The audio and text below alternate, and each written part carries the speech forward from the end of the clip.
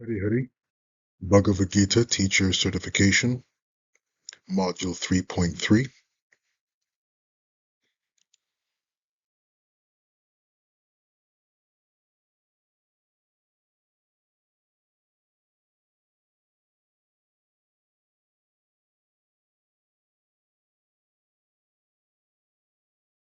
Ashamanita Gita, verse number 10, last of the 10 shlokas, chapter 18, text 66. Sarva dharman parityajya mamekam sharanam vraja aham tvam sarva papebhyo mokshayishami ma shuchaha. Abandon all varieties of religion and just surrender unto me. I shall deliver you from all sinful reactions. Do not fear. The English word religion doesn't do justice to this verse. Krishna says sarva dharman parityaja, when in truth, all religions in their purest and essential form are, in many ways, precisely what Krishna is saying. It's surrender to the Supreme. Christianity, Islam, even in a manner of speaking, Buddhism, certainly Judaism, when you strip away the additions of conditioned men and societies and really go to the core of the teachings of these various religions, you will find that at their essence, surrender unto the Supreme is what's being advocated. So the English word here, religion, is actually in some ways can be misleading. When Krishna says sarva dharman parityaja, remember we have to go back to understanding that there are two types of dharma, right? There are dharmas that fall into the category of kshetra, dharmas that fall into this category that is material, they're temporary, they're limited. Krishna is saying, give up those dharmas, because there are also dharmas that fall into, if you remember, kshetragya, knowledge, the knowers of the field. Kshetra, the field, temporary, changing, not at all eternal. That's the field. There are dharmas pertaining to the field. Essential, necessary dharmas for the functioning of society and so on. Absolutely. And then there are dharmas that fall into the category of kshetragya, right? The knowers of the field. The knowers of the field are the spirit being, you and I, and Paramatma, Jivatma and Paramatma.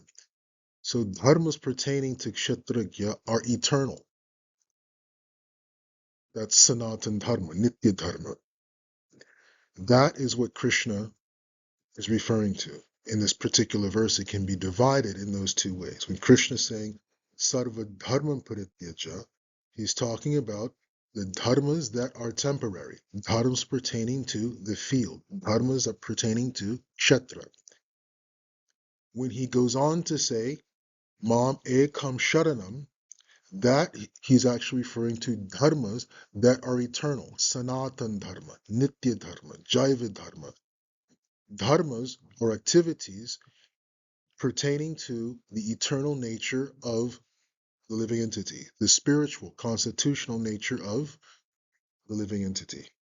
That is Mam Ekam Sharanam. Mam, me, I am eternal. I am unchanging. I am spiritual. So dharmas pertaining to Krishna, that is Mam Ekam Sharanam. If we engage in Mam Ekam Sharanam, what does Krishna say? You do not have to worry about all the other types of dharmas. Do not fear. You will achieve moksha. Moksha ishamima shucha. This moksha Krishna is talking about is both jivan mukti, liberation and freedom from the Irishadvargas, as well as videha mukti, attaining the Supreme after the death of the material body.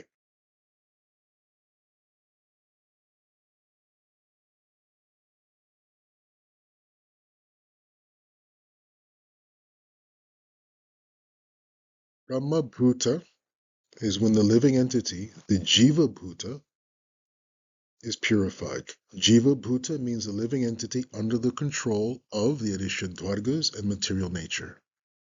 When the Jiva Bhuta, through the processes of spiritual development, is purified, comes to the stage of Brahma Bhuta. The same Jiva Bhuta is now designated Brahma Bhuta, spiritually realized, spiritually situated.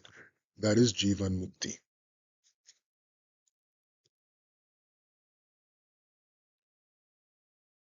It is from the stage of Brahma Bhuta that one attains Brahma Nirvana after death, or Videha Mukti.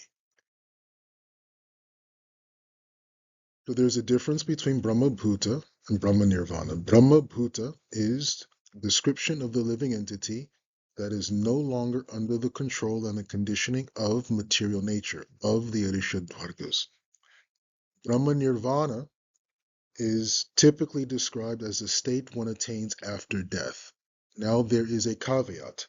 You may hear it said, and it's not incorrect, that Brahma Nirvana can be experienced even while in this body.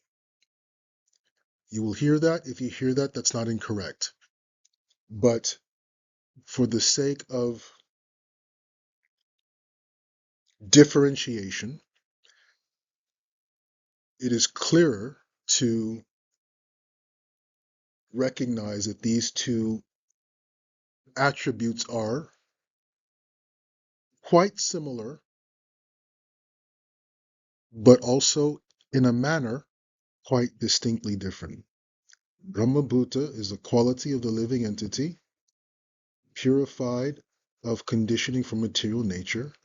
Brahma Nirvana is a state in which the Jiva Bhuta exists in that spiritual reality. Can that state be experienced, if you will, in this body? One would argue, sure, why not?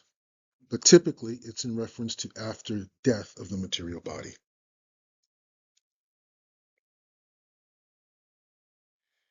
It is from the stage of Brahma Bhuta that one can choose a relationship of bhakti and attain param dhamma after death.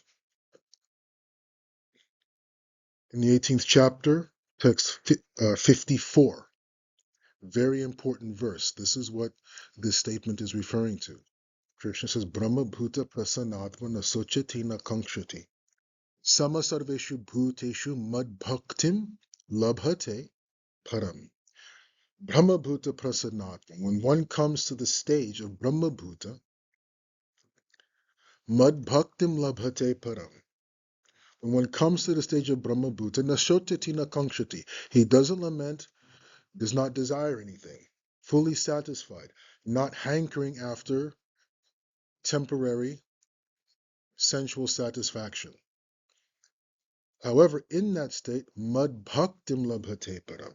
From that place one can attain, one can choose bhakti, mad bhaktim labhate param.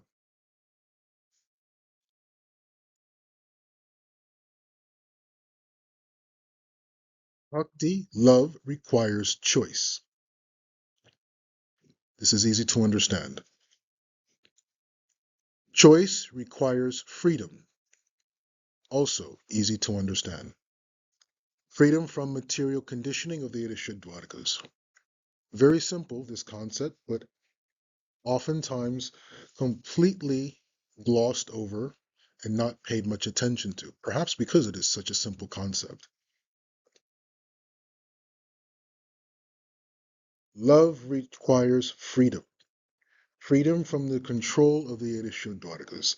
If we are under the control of Kam, Krodh, Lobha, Moha, Mada, Matsarya, we cannot begin to have relationships of love.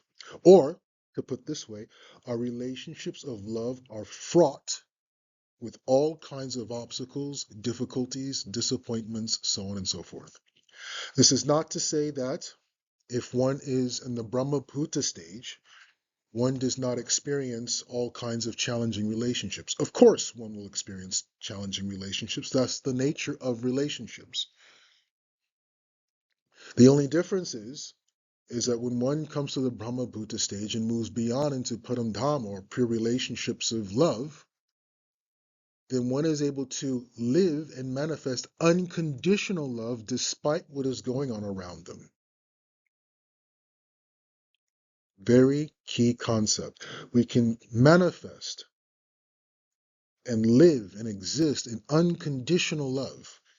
Love that we manifest and project in the world regardless of what's coming at us, right? This is the best example, is always, the most famous example is always the one of Christ. Forgive them, Father, they know not what they do. That is bhakti. That is unconditional love. Christ was experiencing all kinds of torturous pain, yet still he had unconditional love for his tormentors. This does not mean that one should not attempt to get out of such a situation. Jesus Christ had a mission. He allowed himself to go through that experience for the sake of his mission. But if this individual is turning water into wine, walking on water, and turning fish into loaves of bread, or quite maybe misquoting that particular story, but you get my point. There is no way that Christ is going to stay on that cross if he does not want to. So let's set that aside. Even while experiencing such torturous pain, he is still able to exist, manifest, and express unconditional love. Now, because it is not your mission or my mission to allow ourselves to be nailed to a cross, we can avoid such situations, yet still manifest, create, and express unconditional love.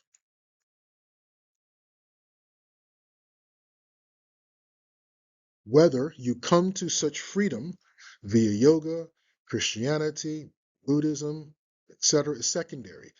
Such freedom from the Irishadvargas is a prerequisite. So, saying before, earlier in the class, if you strip down all of the nonsense that man has put on religions, and you strip all these religious processes down to their essential core, they're all talking Mam Ekam Sharanam. They're all talking about moving, being free from, and moving towards liberation from the conditioning of this material reality. Not negating it, not invalidating, not denying this material reality, but to cease being manipulated and controlled by it. That's all.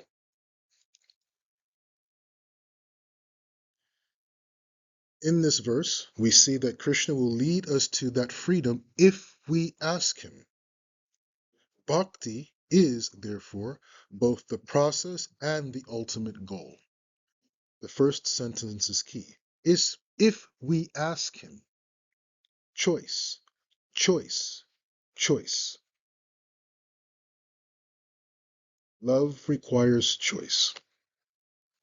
Bhakti is both the process for achieving such freedom, and once we've achieved such freedom, what do we choose? We choose love. So bhakti is a purificatory process for gaining mastery of ourselves and freedom from the Irishadvargas.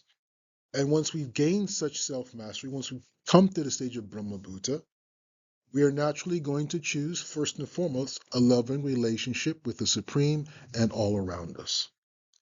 So bhakti is both the process and the ultimate goal.